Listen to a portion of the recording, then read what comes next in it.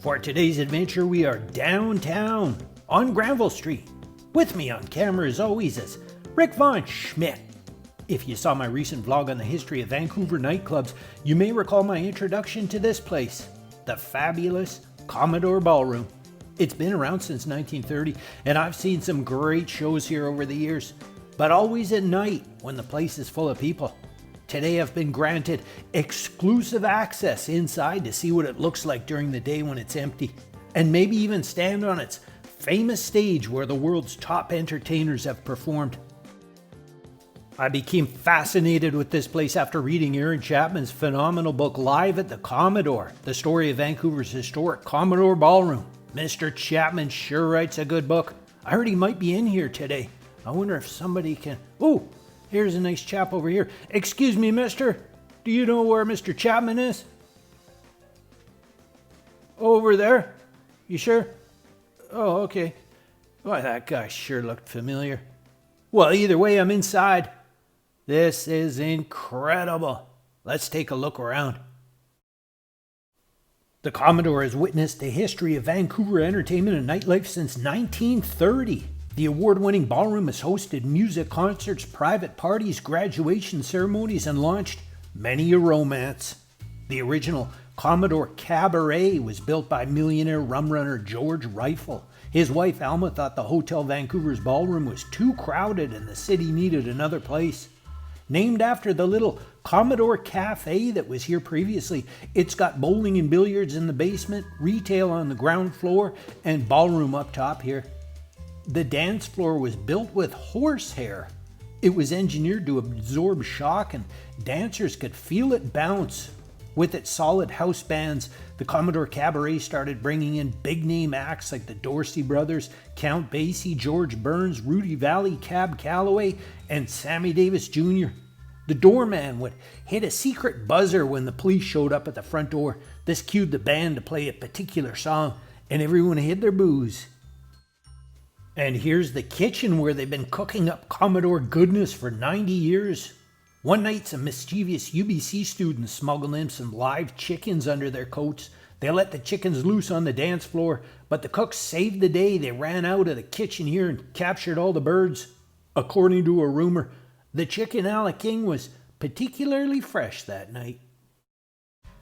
Drew Burns here purchased the lease, obtained a liquor license, renovated the place, and changed the name from the Commodore Cabaret to the Commodore Ballroom in 1969.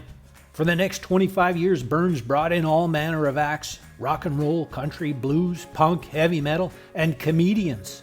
Amazing concerts by thousands of acts.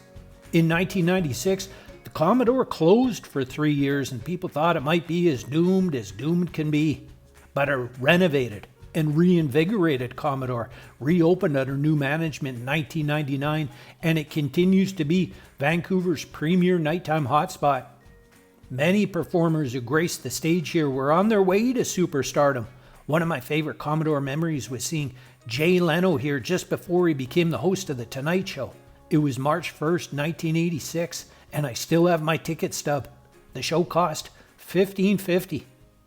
On March 8, 1991, a few months before they became a worldwide phenomenon, the grunge rock legends from Seattle, Nirvana, were an opening act here. Recently, someone posted a bootleg audio of the show on YouTube.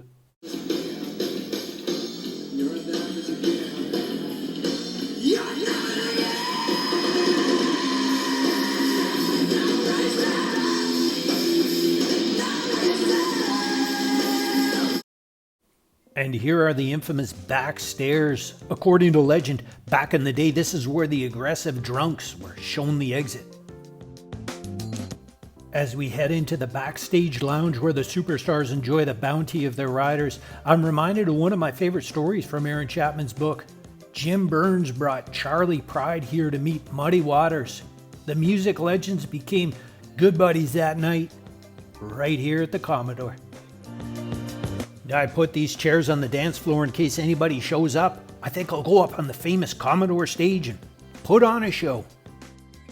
As we ascend the secret staircase used by performers to get to the stage, I can tell you that the Commodore Ballroom has won countless awards over the years. Billboard magazine said the Commodore is a top 10 most influential club in North America. and #1 in Canada. Its famous dance floor has felt the rhythms of the foxtrot, jitterbug, waltz, tango, two-step, slam dance, mosh pit, and dirty dance. If buildings could talk, I would want to chat with none other than the fabulous Commodore Ballroom. If you've never been to the Commodore, I highly recommend it. You can be part of history as this legendary place approaches 100 years. All right, sounds like a hot crowd out there. It's showtime.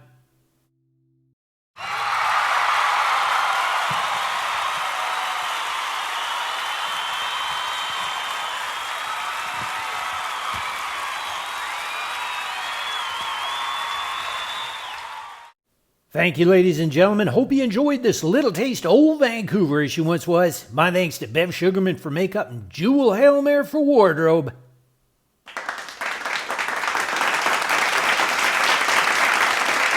Shoutouts today to Angela Dale, Elaine Taylor, Giovanni Smaldino, Kelly Hughes, and John Thompson. On behalf of Rick and myself, thanks for watching and subscribing. And until next time, that's a good bee.